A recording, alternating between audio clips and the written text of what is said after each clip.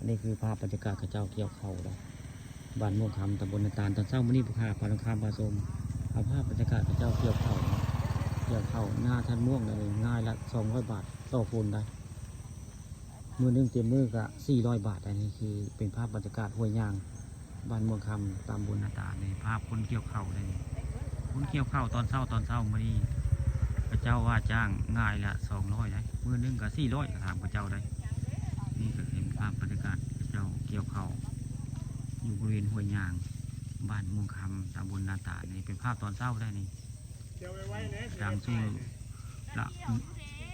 หลังสู้ผ้าหน้าสู้ดินแหละนี่จะไว้บ่ไว้แล้วเกี่ยวซ้ำเนี่ยเนาะพายสิเกี่ยวไว้บ่แม่นคืออันรถเกี่ยวเข้าเนาะที่ไว้เนาะเกี่ยวไปเรื่อยๆนี่ล่ะเข้าก็คักเนาะเข้าก็เนาะ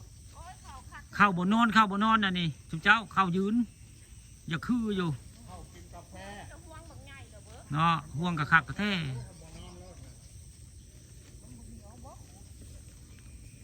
ลูกจ้างหลายคนเนาะไม่เนาะเอาข้าเจ้าว่าได้งานละ200วันละ400 บาทที่ท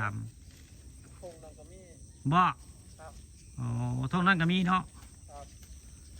งานละ200ลุงคุณมือนึงก็400 บาทได้นี่การจ้างเกี่ยวข้าวงานอันละ200 บาทได้งานอันข้าวจ้างเกี่ยวข้าวนาไทยบ้านมุงคำได้นาไผ่ก็ลุงกันนี่นาไอ้นมบอกเลยนาไผ่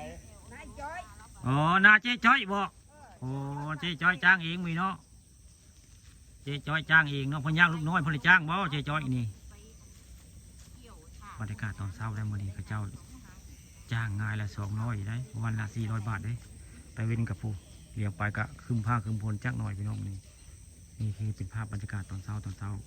เกี่ยวเข้านานางจ้อยบ้านม่วงคำตำบลนาตาลละที่ทัดสวยงาม